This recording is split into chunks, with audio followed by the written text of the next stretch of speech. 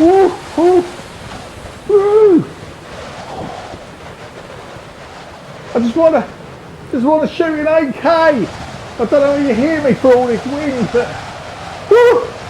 Oh, I just want to go somewhere a bit cooler, you know, somewhere like Siberia, and really test out this 8K on this Canon EOS R5.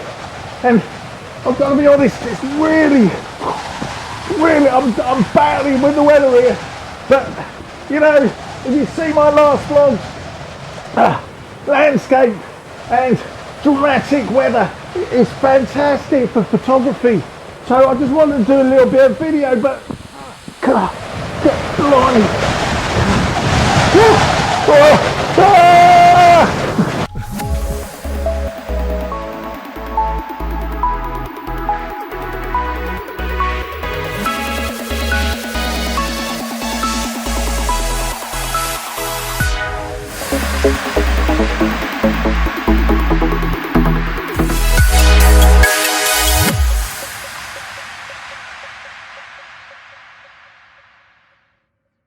And firstly, before I start, can I just ask if you like my channel just to subscribe down below and hit that bell notification, and that'll be a lovely old job.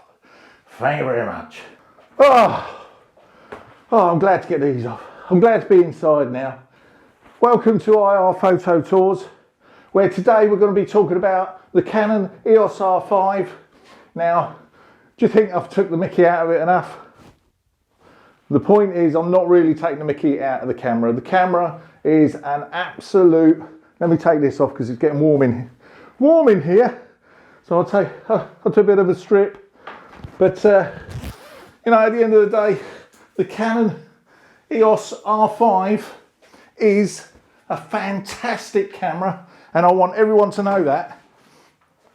The specs on it are absolutely awesome, and I'd be more than happy to put my money where my mouth is and buy a Canon EOS R5 when you look at all the specs on the photography side of it. There's a firmware update on the Canon EOS R5 as well, so just to let you all know that, there's plenty of videos out there already beating me to the mark. Have a look at Ordinary Filmmaker.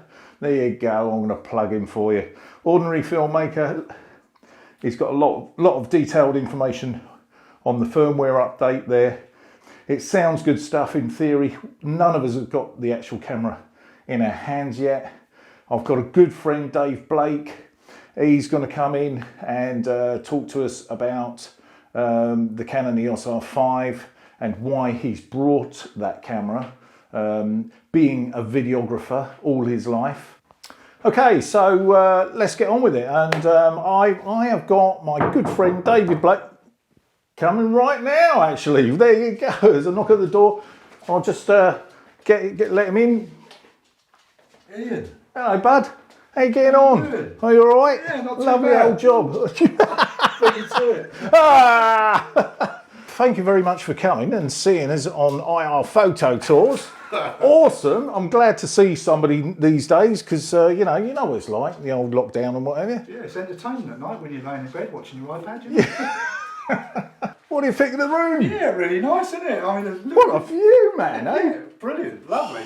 What you can Not get, dressed for the occasion, but there you go. what you can get for a tenner a night I know. in Siberia, eh? But anyway, we're not talking about the room today, are we? No. What we're talking about is the R5, and the R5 you're getting.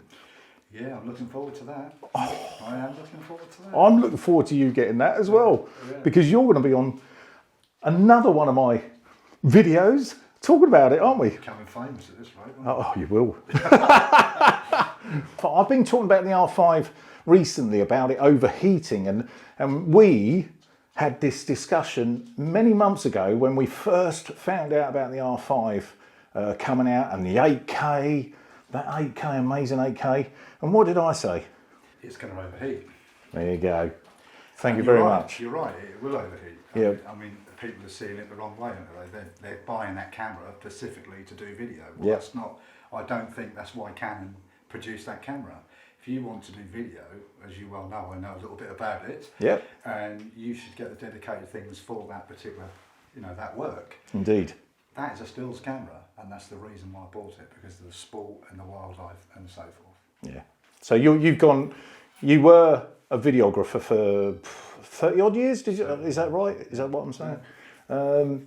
I've been doing photography for several years as well. Yeah. And it's very interesting. Obviously, I had the 1DX Mark III. Yes. Which, as you well know, I pulled to pieces because of its faults. Yeah. Just a link there, by the way, if you want to review that video. Yeah, that's Sorry. up there for them to see it. Yeah. You can either believe it or you don't, but take it from me that it's faulty. And I've been waiting anxiously for the mirrorless, or their best mirrorless to come out, and that happens to be the R5 at the moment. But for video purposes, not interested, because it's going to overheat. It will. It's okay if you're going to use it for short bursts, 5 minutes. Bit of B-roll, yeah, that sort of kind of thing. Yeah, small bursts. But if you're going to do, 30 minutes, which will cut off anyway, but then if they connect it with the Atomos, Ninja or something like that, that may record to a separate hard drive without actually shutting the camera down. Right. But 8K? Yeah, it's huge, isn't it? In a body that's weather sealed? Yeah. The Canon have come out with a firmware for the EOS R5, and I don't know whether that's going to reduce the time of overheating or what, I don't know.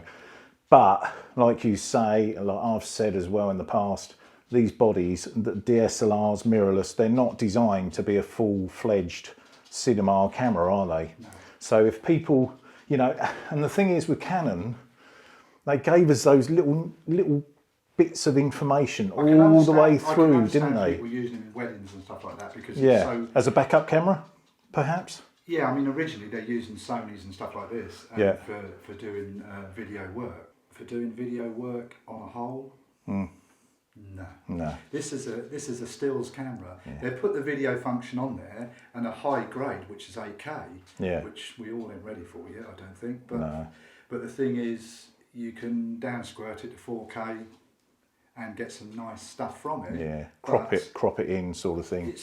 To me, I'll be using it as a photography camera for sport and wildlife. Yeah. If something happens and I want a quick clip of what I was telling you the other day when I saw a buzzard coming down after a rabbit. Yeah, a nice quick clip of it. Yeah, that would have been ideal for something like that. But to run it into 15, 20, 30 minutes, you're asking for trouble. Yeah, it's not going to do it, is it? No. My worry is, would it melt any internal parts if it got that hot? Well, being honest with you, who knows? Would you want to take the risk with a £4,200 camera? Exactly, I don't think it would. Yeah, exactly. So would you take that risk? No. So I think that this camera is probably dedicated for B-roll. So a little bit of B-roll. The 120 frames a second they're stating is part of that part that is overheating. 4K, that's in 4K only, yes. But they're stating even that's overheating. Saying that, again, 120 frames a second, that's a very slow motion. You've got to think about that. You're only going to use a couple of seconds of that in a video, aren't you? Well, you look at it and time. Yeah, I mean, last time I was out with you and Richard Goldsmith. Yeah. Hilarious morning, I must admit. Yeah, another link. But you probably realised that I was using independent video equipment. You were. And when I've got two 5D Mark IVs and a 1DX at the time, I could have used them. Why wouldn't I use them? Because I feel it's not the right thing for the job. Well, in all fairness, that's my opinion as well. And although I've got the M6 Mark II there, the Canon M6 Mark II that we're filming on, that is filming in 4K, and quite frankly, that's amazing actually for a little camera. And we're videoing on it now, and that's capable of videoing in 4K for 30 minutes before it stops. And it does it. So what's happened with But that's what you're using it for. It's a vlogging camera. It's a vlogging camera. Yeah. But what I was also trying to get at actually was when on that morning that we had a hilarious morning, video link up there, we used this Canon M6 Mark II as a backup, so we could flick between shots. And you were using your dedicated cinema camera, which was a dedicated cinema camera, for the purpose in hand. And it worked extremely well, didn't it? Why are you interested in the EOS R5? Because it's mirrorless. Yeah.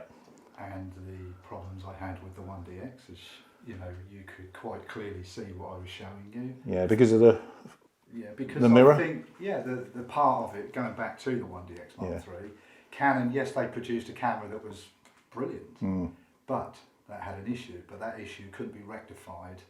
If you remember, I spoke to you a while back and I said to you, if you went 10, 12 frames a second, we wouldn't have an issue here. Yeah. Now all of a sudden, the R5's come out with 12 frames and 20 frames. Silent, yeah. Yeah. It answers the question that the reason Canon are going mirrorless are because they can hit these high frame rates. 12 frames a second is ample enough for what I want it for in sport or I would have thought so. extreme sport. Yeah. Whatever. Well, you think about when the 1DX Mark I came out, I had that camera. That's 10 frames a second, and they were going on about that being a blisteringly quick. Did you have a problem with the sensor? Nope. No. Not on the 1DX, I didn't. No. But then they upped it to 14 frames a second on the Mark II. And then 16. 16 on the Mark III. Yeah. And both of them were problems. Yeah. 45 megapixels. What does that sort of give you? It gives you a lot of scope when you're taking a picture and you can't get as close as you'd like to get. You've got the cropping ability. Yeah, absolutely. If you can't always get the object of the game in sport for me is you get as close to the target as you can. Yes. Before you start firing. Yeah. That's my two things. Well, you get more detail, don't you? Yeah. You just get more detail. So it makes sense. My main thing I look at is can I get as close as I can to the target, and then when I get to the target, I'm looking for the background and see what's in the background of that target. Yeah. And once I'm happy with that, then that's fantastic. Yeah. Do you know what? I didn't realise you brought a dog with you. No, I can hear it. No, that weren't me. Is that the next door neighbour?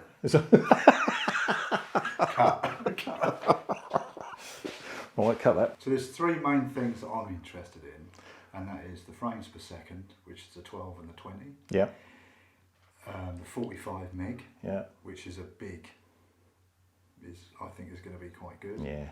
And also IBIS, you've got 3 stops of image stabilisation that work in conjunction with an RF image stabilised lens, and I think that's going to be the one. I would like to see how far I can take this camera with that. I mean, I'm hoping to get the 1 to 500 as well, and see how far I can take it handheld.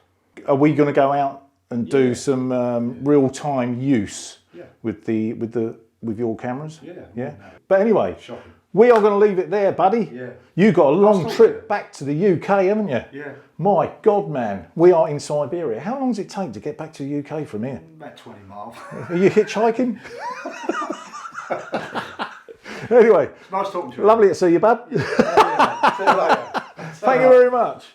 And we're going to wrap it up from there. And thank you very much for watching, guys. And just one more thing, just subscribe, hit the button if you like my videos. Thank you very much. It's been a lovely old job. Come on, boy. Let's get you on. Come on.